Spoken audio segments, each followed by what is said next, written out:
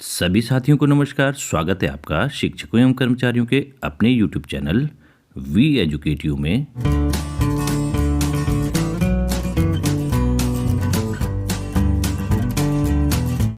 UDISE plus में SDMS module अर्थात student database management system का ऑप्शन खुल चुका है, जिसके अंतर्गत आप अपने विद्यालय में अध्ययनरत समस्त छात्र छात्राओं की डिटेल को ऑनलाइन फीड कर पाएंगे। तो आज के वीडियो में हम स्टेप बाय स्टेप यही जानेंगे कि आप अपने विद्यालय में अध्ययनरत छात्र छात्राओं की डिटेल को यूडाइस प्लस में ऑनलाइन किस प्रकार से फीड कर पाएंगे। जो भी साथी चैनल में पहली बार आए हैं या जिन साथियों ने अभी तक चैनल को सब्सक्राइब नहीं किया है, उनसे हमारा निवेदन रहेगा कि कृपया चैनल को अवश्य सब्सक्राइब कर लें तथा बेल आइकन के ऑल में जाके क्लिक करें, ताकि आने वाले जितने भी अपकमिंग वीडियोज़ हैं उनकी नोटिफिकेशन आपको सबसे पहले मिल पाए और आप उन महत्वपूर्ण वीडियोज़ का लाभ उठा पाएँ। चलिए वीडियो स्टार्ट करते हैं। यूडाइस प्लस में अपने विद्यालय के छात्र छात्राओं की डिटेल को ऑनलाइन फीड करने के लिए सबसे पहले आपको अपने मोबाइल, पीसी या लैपटॉप के गूगल क्रोम ब्राउजर के सर्च बार में टाइप करना होगा यूडाइस प्लस। तो जैसे आप यूडाइस प्लस सर्च करते हैं, इनमें कई ऑप्शन आ जाते हैं। इनमें सबसे टॉप में आपको यूडाइस प्लस दिखेगा, उसमें आपको क्लिक कर देना है। तो जैसे आप यूडाइस प्लस में क्लिक करते हैं, आप यूडाइस प्लस के इंटरफेस में प्रवेश कर जाते हैं। यहाँ पर जब आप इसको स्क्रॉल डाउन करके नीचे आते हैं तो इसमें आपको कई विकल्प दिख जाएंगे। प्रोफाइल एंड फैसिलिटीज़ और टीचर मॉड्यूल ये आप पहले से ही भर चुके हैं। अब इसमें एक नया विकल्प आ गया है स्टूडेंट मॉड्यूल का, तो इसमें आपको क्लिक कर देना है। जैसे आप क्लिक करते हैं, आप एसडीएमएस के पोर्टल में प्रवेश कर जाते हैं। यहाँ पर आप देखेंगे स्टूडेंट डाटाबेस मैनेजमेंट सिस्टम लिखा हुआ आ गया है एसडीएमएस। अब इस पेज के सबसे नीचे आप देखेंगे कि लॉगिन का ऑप्शन भी आ रहा है, तो आपको यहाँ पर सिंपली लॉगिन के ऑप्शन में क्लिक कर देना है। ध्यान रहेगी लॉगिन में जो यूजर आईडी और पासवर्ड है, जो पूर्व में आपने यूडाइस प्लस में टीचर मॉड्यूल को भरते समय या विद्यालय की जो आपकी प्रोफाइल और फैसिलिटीज़ को भरते समय जो यूजर आईडी पासवर्ड थी, सेम वही यूजर आईडी और पासवर्ड यहाँ भी रहने वाले हैं। इसमें कोई भी चेंज नहीं होगा। तो यूजर आईडी के रूप में आपको विद्यालय का यूडाइस कोड भरना है। पासवर्ड जो पिछले वर्ष या फिर अभी जो पिछला कार्य आपने किया है उसमें जो पासवर्ड था सेम वही रहने वाला है, और कैप्चा कोड उसके बाद लॉगिन कर देना है। यदि आप पासवर्ड भूल गए हैं तो फॉरगॉट पासवर्ड के ऑप्शन में जाके जो भी चरण इन्होंने दे रखे होंगे उसका पालन करें और आप अपने पासवर्ड को रीसेट कर देंगे। यहाँ पर हमने लॉगिन कर दिया है, तो ये देखेंगे आपके विद्यालय का नाम आ गया है और यूडाइस कोड इत्यादि डिटेल आ गई है। बीच में आपको एक मैसेज दिख जाएगा, sections are not added yet, please add section in order to proceed further. यहाँ पर लेकिन सबसे पहले आपको स्कूल प्रोफाइल को चेक करना है। यहाँ पर हमने स्कूल प्रोफाइल को क्लिक किया तो ये बीच में आपको पूरी की पूरी स्कूल की डिटेल दिख जाएगी। आपको अपने विद्यालय की एक एक डिटेल को पहले चेक करना है कि इसमें जो सूचनाएं भरी गई हैं वो सही हैं अथवा नहीं, जो आपके विद्यालय से संबंधित है। यदि इन सूचनाओं में कोई त्रुटि है तो आप डिस्ट्रिक्ट एमआईएस या ब्लॉक एमआईएस से संपर्क करके इन त्रुटियों को शीघ्र दूर करवा लें। और यदि ये त्रुटियाँ नहीं हैं इसमें कोई, तो आप इसमें अब जो सेक्शन मैनेजमेंट है उसमें जाके आपको क्लिक करना होगा। यहाँ पर आप देखेंगे जो ये विंडो है, इसके ऊपर दाईं तरफ आपको सेक्शन मैनेजमेंट का ऑप्शन दिख जाएगा रेड कलर से, इसमें आपको क्लिक कर देना है। अब जैसे आप इसमें क्लिक करते हैं, यहाँ पर लिखा हुआ रखा है सॉरी नो रिकॉर्ड फाउंड। तो इसमें आपको सबसे पहला कार्य यही करना है कि आपको प्रत्येक क्लास का ऐड करना है। जो भी आपके विद्यालय में कक्षाएं संचालित होती हैं, जैसे हमारे विद्यालय में कक्षा 6 से 12 तक का विद्यालय है और इसमें 6 से 12 तक की कक्षाएं संचालित होती है। तो हो सकता है किसी कक्षा में 2 सेक्शन हो छात्र संख्याओं के आधार पर, तो उसमें भी आपको सेक्शंस बढ़ाने पड़ेंगे। तो सबसे पहला कार्य आपको यही होगा। तो यहाँ पर हमने पहले कक्षा का चयन किया, तो सबसे पहले हम कक्षा 6 का चयन करते हैं और भाषा का माध्यम जो पढ़ाने का मीडियम है हिंदी। हमारा विद्यालय हिंदी मीडियम का है तो हिंदी सेलेक्ट किया और ऐड सेक्शन में हम क्लिक कर देंगे। जैसे ही हम ऐड सेक्शन में क्लिक करते हैं, ये कक्षा 6 का एक सेक्शन ऐड हो जाता है, जिसमें बाय डिफ़ॉल्ट ए सेक्शन आ जाता है। यदि आपके विद्यालय में कक्षा 6 में छात्र संख्या अधिक है और 2 सेक्शन है, तो आप दूसरा सेक्शन भी ऐड कर सकते हैं। अभी हम आपको बताते हैं वो कैसे करना है। आपको दोबारा से इसमें क्लास में पहले सेलेक्ट करना होगा कक्षा 6, उसके पश्चात मीडियम चुनना होगा हिंदी मीडियम, और ऐड सेक्शन में आपको चले जाना है। जब आप ऐड सेक्शन करेंगे तो आप यहाँ पाएंगे कि बी सेक्शन भी यहाँ पर ऐड हो गया है। परंतु यदि ये गलती से आपका बी सेक्शन ऐड हो गया है तो इसको डिलीट का भी ऑप्शन है, आप डिलीट के ऑप्शन में क्लिक करें और यहाँ पर ये कंफर्म कर दें तो ये डिलीट हो जाएगा फिर से। इसी प्रकार से आप कक्षा 7, 8, 9, 10, 11, 12 के सेक्शंस का चयन करते जाए। वर्तमान समय में हमारे विद्यालय में कक्षा 11 में 2 सेक्शंस हैं और कक्षा 12 में भी 2 सेक्शंस हैं, एक आर्ट स्ट्रीम का और एक साइंस स्ट्रीम का। तो यहाँ पर हम आपको पूरा डेमोन्स्ट्रेशन दिखाते हैं कि हम किस प्रकार से यहाँ पर सेक्शंस बना रहे हैं। तो यहाँ पर अब कक्षा 7 का सेक्शन बन गया है, ये देखिए। इसी प्रकार कक्षा 8 का, 9 का, 10 का। अब बात आती है क्लास 11th की। क्लास 11th में हमारे यहाँ 2 सेक्शन हैं, तो सबसे पहले हम क्लास 11th का चयन करेंगे, उसके बाद भाषा का चयन कर देंगे और ऐड सेक्शन करेंगे। तो बाय डिफ़ॉल्ट ए सेक्शन पहले से ही यहाँ पर आ गया है। फिर से हम कक्षा 11 का चयन करेंगे और उसमें माध्यम, जो भी माध्यम आपके विद्यालय में पढ़ाया जा रहा है, जिस भी माध्यम से, उसका चयन करेंगे और ऐड सेक्शन। तो यहाँ पर ये देखेंगे आप, कक्षा 11 के 2 सेक्शन हमारे बन गए। यदि आपके यहाँ 3 सेक्शन है तो आप सी सेक्शन का भी चयन कर सकते हैं, डी भी बना सकते हैं और डी से अधिक भी बना सकते हैं। जितने सेक्शंस आपके यहाँ हैं, जितनी छात्र संख्या है आपकी, और उसके आधार पर यदि सेक्शन बने हैं तो उनको आप यहाँ पर क्रिएट करते जाएंगे।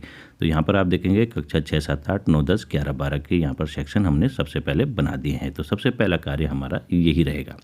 अब इसके बाद हमारा दूसरा कार्य होगा स्कूल डैशबोर्ड में जाना।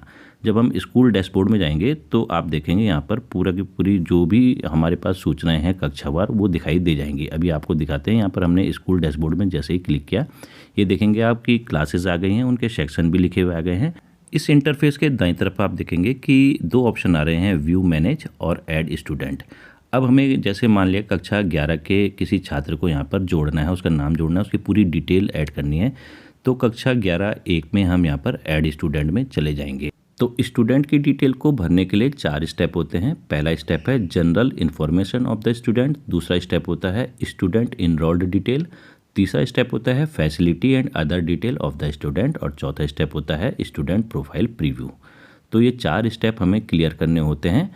इन 4 स्टेप्स में जो शुरू के 3 स्टेप हैं उसमें स्टूडेंट की डिटेल भरी जाती है क्रमवार, और जो चौथा स्टेप है उसमें स्टूडेंट का प्रोफाइल देखा जाता है। जो तीनों स्टेप्स में हमने स्टूडेंट की डिटेल जितनी भी भरी है उसको चेक किया जाता है, और यदि संशोधन अपेक्षित हो तो संशोधन भी कर दिया जाता है। तो सबसे पहला स्टेप है यहाँ पर general information of the student. तो यहाँ पर हम एग्जाम्पल सेट करके कोई काल्पनिक नाम लिख रहे हैं। जितने भी नाम हैं, पिताजी का नाम है, डेट ऑफ बर्थ है, इत्यादि है, जो भी सूचनाएं हैं ये सभी काल्पनिक हम यहाँ पर लिख रहे हैं और इनका किसी की वास्तविकता से कोई संबंध नहीं है और इन नामों से किसी की निजता का कोई हनन नहीं होता।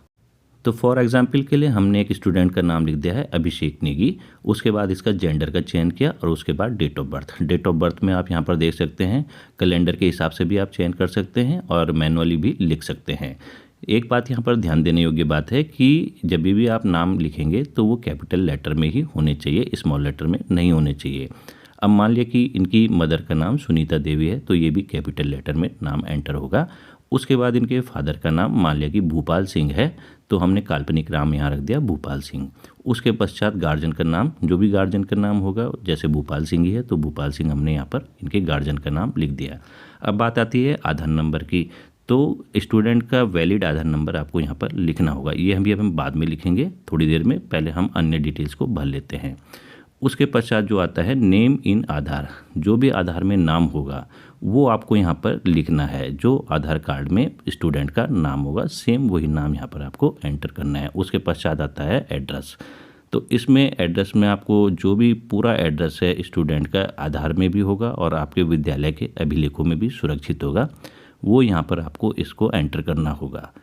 और जो ये एड्रेस के पश्चात आपको पिन कोड डालना होगा, जिस एरिया में आपका विद्यालय या जिस क्षेत्र में ये छात्र रहता है उसका जो पिन कोड होगा उसको यहाँ पर एंटर करना होगा। पिन कोड के पश्चात आपको मोबाइल नंबर एंटर करना होगा। तो मोबाइल नंबर भी हम थोड़ी देर में एंटर करेंगे क्योंकि ये वास्तविक लिखने पड़ेंगे, तो इसको हम ब्लर करके एंटर करेंगे। अभी मोबाइल नंबर के बाद अल्टरनेटिव मोबाइल नंबर मांगा जाता है। यहाँ पर ये ऑप्शनल होता है, ये मैंडेटरी नहीं है, तो इसको आप खाली छोड़ सकते हैं। इसी प्रकार से जो ईमेल आईडी है, जो कॉन्टैक्ट की ईमेल आईडी है, उसको भी आप खाली छोड़ सकते हैं। इसके पश्चात आता है मदर टंग ऑफ चाइल्ड। तो ये महत्वपूर्ण है, इसमें आपको विकल्प दिए होंगे कई सारे, तो उनमें आपको चयन करना है कि इसकी मदर टंग क्या है। यहाँ पर हम सेलेक्ट करते हैं, जैसे कि जो ये संबंधित छात्र है, मान लिया कि ये गढ़वाल क्षेत्र का है, उत्तराखंड क्षेत्र का, और इसकी जो मदर टंग है हिंदी गढ़वाली है, तो हमने इसको हिंदी गढ़वाली चयन कर दिया है। इसके पश्चात इसमें जो नेक्स्ट स्टेप आता है वो आता है सोशल कैटेगरी। ये जनरल कास्ट का है, एससी कास्ट का है, एसटी का है या ओबीसी का है। तो मान लिया कि जिस भी छात्र की एक काल्पनिक डिटेल भरी जा रही है वह जनरल कास्ट से बिलोंग करता है, तो हमने यहाँ पर जनरल का सिलेक्शन कर दिया। उसके पश्चात अब आता है माइनॉरिटी ग्रुप। यदि संबंधित छात्र अल्पसंख्यक समुदाय से बिलोंग करता है तो यहाँ पर जिस भी समुदाय से बिलोंग करता है उसका आप चयन कर सकते हैं, और यदि इन समुदायों में छात्र बहुसंख्यक समुदाय का है तो एनए में आप सिलेक्शन कर देंगे। उसके पश्चात आता है कि क्या छात्र बीपीएल कैटेगरी का है। यदि आपने यस का सिलेक्शन किया तो उसके बाद नेक्स्ट ऑप्शन खुल जाता है कि क्या छात्र को अंत्योदय अन्न योजना का लाभ मिल रहा है अथवा नहीं। अब इसका पता आप कैसे करेंगे, आप संबंधित छात्र के जो ग्राम प्रधान है उनसे ये पता कर सकते हैं कि संबंधित छात्र को अंत्योदय अन्न योजना का लाभ मिल रहा है अथवा नहीं। यदि आप इसको नो लिखेंगे बीपीएल को तो ये डिसेबल हो जाएगा, ये वाला ऑप्शन, जो अंत्योदय अन्न योजना वाला। तो आप अपने विद्यालय में छात्र की परिस्थिति को अनुसार देख लें कि वो बीपीएल परिवार से संबंधित है अथवा एपीएल परिवार से। उसके बाद पूछा जाता है कि संबंधित छात्र क्या ईडब्ल्यूएस इकोनॉमिकल वीकर सेक्शन से संबंधित है अथवा नहीं। यदि यस है तो आप यस लिख सकते हैं, अन्यथा की स्थिति में आप नो लिख देंगे। इसके पश्चात पूछा जाता है कि क्या child CWSN child with special need वाला है अथवा नहीं। यदि आपने यस लिखा तो ये दूसरा ऑप्शन आपका खुल जाएगा और इसमें जो डिसेबिलिटी है वो दिखाई दे जाएगी आपको, जो भी इसकी CWSN स्पेशल नीड वाला है कि इसकी डिसेबिलिटी क्या क्या है ये दिखाई दे जाएगा आपको। और यदि यह छात्र CWSN वाला नहीं है तो आप इसमें नो लिखेंगे। जैसे आप नो लिखेंगे तो दूसरा ऑप्शन जो है वो डिसेबल हो जाएगा, अब ये उपलब्ध नहीं होगा। इसके बाद जो नेक्स्ट विकल्प है वो है whether the student is an Indian national, तो ये ऑब्वियसली यस होगा, इसमें आप यस लिख देंगे। जो नेक्स्ट ऑप्शन है इसमें पूछा गया है is the student identified as out of school child in current और प्रीवियस ईयर। तो यदि ये स्टूडेंट आइडेंटिफाइड हो रखा था आउट ऑफ स्कूल चाइल्ड के रूप में तो इसको आप यस लिखेंगे। उसके बाद इसमें पूछा जाता है when the student is in main stream, कब आया ये मेन स्ट्रीम में, तो इसको आपको यहाँ पर सेलेक्ट करना होगा। यहाँ पर आप देखेंगे अगर ये नो है तो आप नो कर देंगे तो ये वाला ऑप्शन डिसेबल हो जाएगा फिर, अन्यथा यदि आपने इसको यस किया देखेंगे आप इसको तो इसमें ये ऑप्शन आ जाएगा और इसमें ये देखेंगे आपकी कब ये मेन स्ट्रीम में आया उसका आपको चयन करना होगा। परंतु हमारे केस में यहाँ पर हमने इसको नो लिख दिया है और उसके पश्चात अब हम यहाँ पर छात्र का छूटा हुआ आधार नंबर और मोबाइल नंबर भर देंगे। ये देखेंगे आप आधार नंबर भी भर दिया हमने और मोबाइल नंबर भी भर दिया है। ध्यान रहे कि यदि आधार नंबर में रॉन्ग एंट्री हुई तो यहाँ पर मिस्टेक दिखा देगा, तो इसलिए इसमें आधार भी सेम उसी छात्र का भरा जाना चाहिए जिसका नाम होगा। उसके पश्चात हम यहाँ पर सेव कर देंगे। तो जैसे हम सेव करेंगे यहाँ पर कन्फर्मेशन पूछता है तो इसको आपको कन्फर्म कर देना है। ये देखेंगे आप ये पूरा स्टूडेंट का नाम आ गया है, डेट ऑफ बर्थ आ गई, फादर का नेम आ गया, सभी काल्पनिक नाम है, इनका किसी की वास्तविकता से कोई संबंध नहीं है। तो यहाँ पर हमने इसको कन्फर्म कर दिया। जैसे हम इसको कन्फर्म करते हैं तो ये थोड़ा सा समय लेगा और उसके पश्चात ये देखेंगे आप यहाँ पर ये समय ले रहा है लोडिंग में और उसके पश्चात यहाँ पर एक पॉपअप विंडो में एक मैसेज आ जाएगा लिखा हुआ कि नोटिफिकेशन, ये देखेंगे कि सक्सेसफुली ये सेव्ड हो गया इसका। उसके पश्चात अभी हमें नेक्स्ट स्टेप में जाना है तो हमें नेक्स्ट करना होगा, वरना आप स्कूल के डैशबोर्ड में चले जाएंगे तो ये आधा ही स्टेप कंप्लीट होगा। तो हमें यहाँ पर नेक्स्ट स्टेप में क्लिक कर देना है। तो जैसे हम नेक्स्ट में क्लिक करते हैं हम दूसरे स्टेप में आ जाते हैं। तो दूसरा स्टेप हमारा आता है स्टूडेंट इनरोलमेंट डिटेल। इसमें स्टूडेंट के इनरोलमेंट से संबंधित कुछ डिटेल्स पूछी जाती है, जैसे एडमिशन नंबर इन स्कूल, जिसको SR नंबर भी बोलते हैं। और उसके पश्चात पूछा जाता है कि admission date in present class. ये ध्यान देने योग्य बात है कि जो प्रेजेंट क्लास, जैसे ये स्टूडेंट मान ली कक्षा 11 में अध्ययनरत है, भले ही ये आपके यहाँ कक्षा 6 से पढ़ रहा हो, परंतु प्रेजेंट क्लास इसकी कक्षा 11 है, तो कक्षा 11 में इसकी एडमिशन डेट क्या है वो आपको भरनी है। उसके पश्चात इसका रोल नंबर भरना है और अन्य सूचनाएं भी ये बारी बारी से आती रहेंगी। तो हम स्टेप बाय स्टेप इनको भर के आपको डेमोस्ट्रेशन के माध्यम से दिखाने का प्रयास करते रहते हैं। तो यहाँ पर हमने पहले इस स्टूडेंट का जो SR नंबर है वो भर दिया है। उसके बाद जो date of admission in present class, इसको आप मैनुअली भी टाइप कर सकते हैं और जो कैलेंडर इसमें दे रखा है उसके अनुसार भी इसका सिलेक्शन कर सकते हैं। और इस स्टूडेंट का रोल नंबर मान लिया कि 1 है तो हमने यहाँ पर 1 रोल नंबर लिख दिया। उसके बाद जो नेक्स्ट स्टेप आता है ये पूछा जाता है इसमें एकेडमिक स्ट्रीम, तो ये आर्ट स्ट्रीम का है या साइंस स्ट्रीम का है, यहाँ पर आपको चयन करना होगा। तो जिस भी स्ट्रीम का ये छात्र होगा उसमें आपको चयन कर देना है। तो हम यहाँ पर मान लेते हैं कि ये छात्र आर्ट स्ट्रीम का है तो हमने इसको आर्ट स्ट्रीम में चयन कर दिया। अब जो नेक्स्ट स्टेप आता है status of student in previous academic year of schooling, तो ये बताना है आपको कि ये जो स्टूडेंट है ये इसी विद्यालय का है या किसी अन्य विद्यालय से आया है आपके यहाँ कक्षा 11 में। तो ये ऑप्शन दे रखे हैं यहाँ पर, आप इसको सेलेक्ट कर सकते हैं। मान लिया कि ये स्टूडेंट आपके किसी अन्य विद्यालय से आपके यहाँ कक्षा 11 में प्रवेश लिया है, तो इसके बाद जो नेक्स्ट स्टेप आता है उसमें पूछा जाता है कि class in previous academic year, इसकी क्लास क्या थी, क्या ये फेलियर था कक्षा 11 में ही किसी दूसरे विद्यालय से जो आपके विद्यालय में ये आया है, मान लिया कि कक्षा 11 में ही था और ये फेलियर था, हम यहाँ पर पहले ये मान लेते हैं, एक कंडीशन हम ये मानते हैं क्योंकि इसमें कई कंडीशंस हो सकती हैं। तो एक कंडीशन ये है कि मान लिया कि ये किसी अन्य विद्यालय से आया और ये इसकी जो प्रीवियस क्लास थी वो कक्षा 11 ही थी। उसके बाद पूछा जाता है previous class whether appear for examination, इसने एग्जामिनेशन में भाग लिया था कि नहीं लिया था, तो यहाँ पर हमने अपेयर्ड दिखा दिया है। अपेयर्ड दिखाने के बाद हम नेक्स्ट स्टेप में आते हैं जिसमें पूछा जाता है कि प्रीवियस क्लास का इसका रिजल्ट क्या रहा। तो चूंकि ये फेलियर बच्चा है तो इसको हम दिखा देंगे नॉट पास्ट में, आप क्लिक कर देंगे। जैसे हमने नॉट पास्ट में क्लिक किया, अब नेक्स्ट स्टेप में हम चले जाते हैं कि प्रीवियस क्लास का इसकी जो परसेंटेज थी मार्क्स की वो कितनी थी। मान लिया यहाँ 32% थी तो हमने यहाँ 32 लिख दिया है। अब इसके बाद पूछा जाता है number of days student attended in previous academic year. मान लिया कि नंबर ऑफ डेज हैं इसके 230 प्रीवियस एकेडमिक ईयर के जिसमें इसने स्कूल को अटेंड किया। अब यहाँ पर हम एक कंडीशन ये देख लेते हैं कि जो ये स्टूडेंट है ये इसी विद्यालय का छात्र था, तो हमने सेम स्कूल कर दिया। उसके पश्चात जो इसकी कक्षा थी ये कक्षा 10 थी, क्लास 10th थी, हमने यहाँ पर क्लास 10th का चयन कर दिया। अब इसमें पूछा जाता है कि क्या इसने एग्जामिनेशन में भाग लिया अथवा नहीं लिया, तो यहाँ पर अपेयर्ड हम दिखा देते हैं। उसके बाद पूछा जाता है कि इसका रिजल्ट क्या रहा, तो आप इसमें पास्ट दिखा देंगे। ये देखिए अगर ये पास हुआ है तो इसको पास दिखा देंगे, तभी ये कक्षा 11 में गया होगा, तो यहाँ पर हमने इसको पास दिखा दिया। 4-5 ऑप्शन है इसमें, आप देख लें पहले चयन करने के लिए। उसके बाद यहाँ पूछा जाता है कि इसकी परसेंटेज क्या रही जो प्रीवियस क्लास यानी कक्षा 10 की। मान लिया कि क्लास 10th में इसकी 56% आई और उसके बाद फिर से number of days class 10th में इसके एकेडमिक ईयर जो प्रीवियस एकेडमिक ईयर था उसमें नंबर ऑफ डेज कितने थे जिसमें इसने स्कूल को अटेंड किया। मान लिया कि 232 डेज थे। अब इसके बाद जो भी डाटा आपने फिल कर दिया है उसके बाद हम इसको सेव के बटन में क्लिक कर देंगे। ये आप देखेंगे इसमें हम जब पहले इसमें ध्यानपूर्वक आप देख भी लें कि पूरी डिटेल सही भरी है अथवा नहीं भरी हुई। जब हम इसको सेव के बटन में क्लिक करेंगे तो ये लिखा हुआ आ जाता है पॉपअप विंडो में एनरोलमेंट डाटा सेव्ड सक्सेसफुली।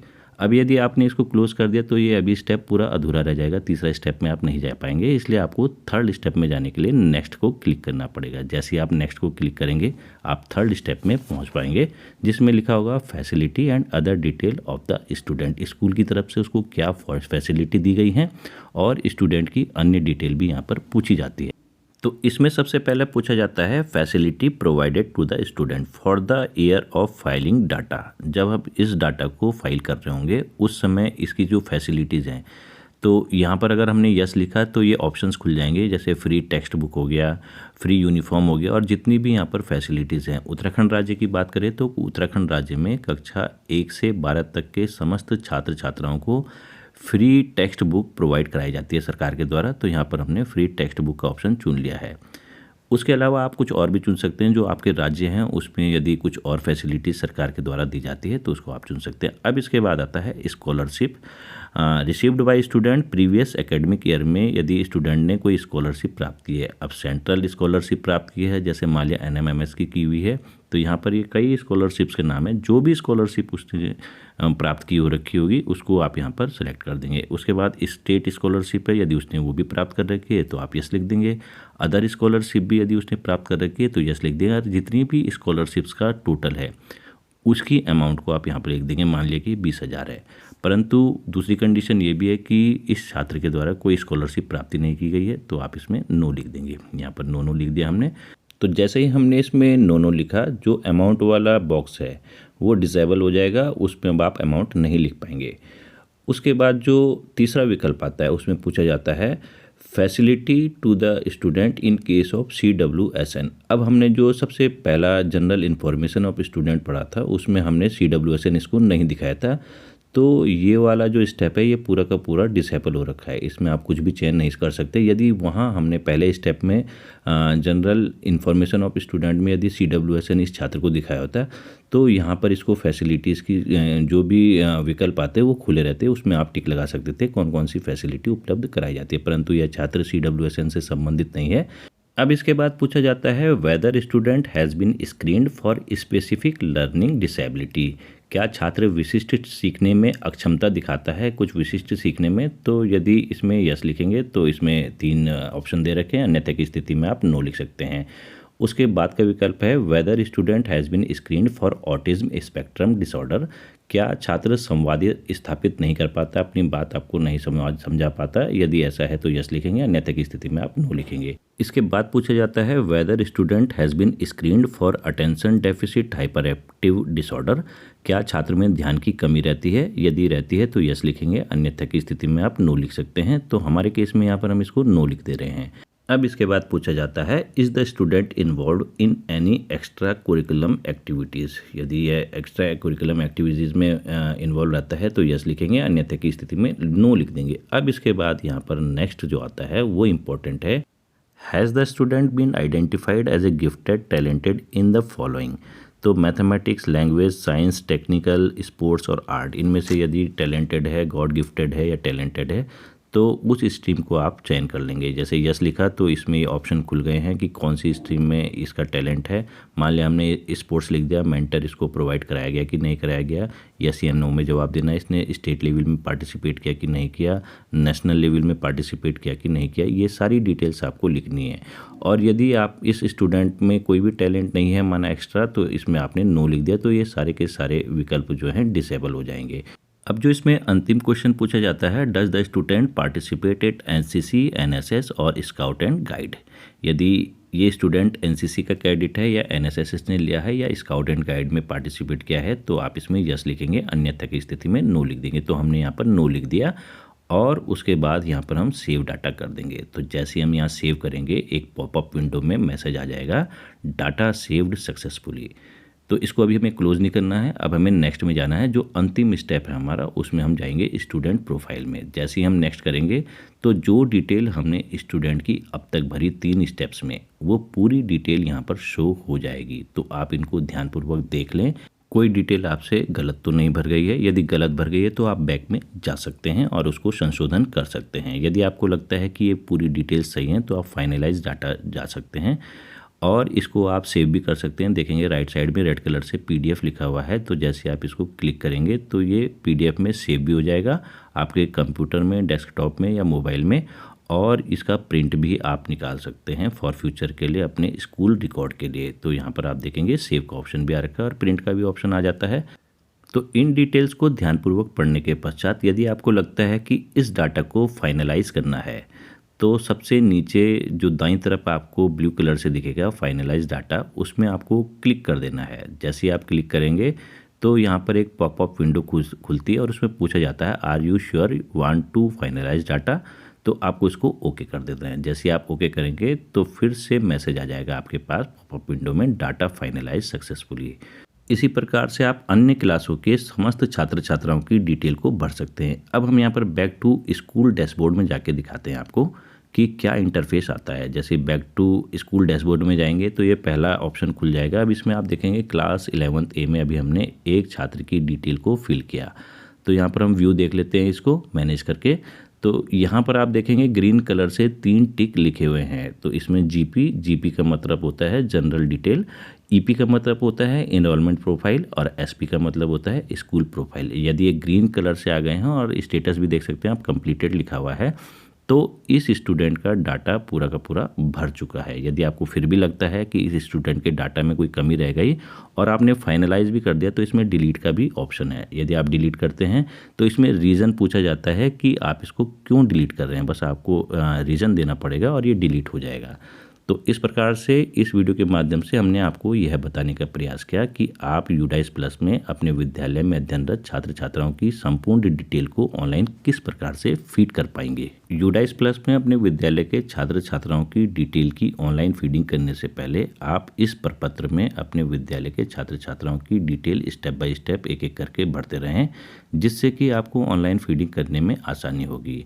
इस प्रपत्र के PDF फॉर्मेट को आप हमारे डिस्क्रिप्शन बॉक्स में दिए गए लिंक पर क्लिक करके आसानी से डाउनलोड भी कर सकते हैं। इस वीडियो में दी गई जानकारी यदि आपके लिए लाभकारी साबित होती है तो कृपया वीडियो को अधिक से अधिक लाइक एवं शेयर करें तथा चैनल को सब्सक्राइब करना बिल्कुल भी न भूलें, क्योंकि यह शिक्षक एवं कर्मचारियों का अपना ही चैनल है तथा समय समय पर इस चैनल के माध्यम से हम शिक्षा विभाग से संबंधित अन्य जानकारियाँ भी आपको प्रदान करने का प्रयास करते रहते हैं। धन्यवाद।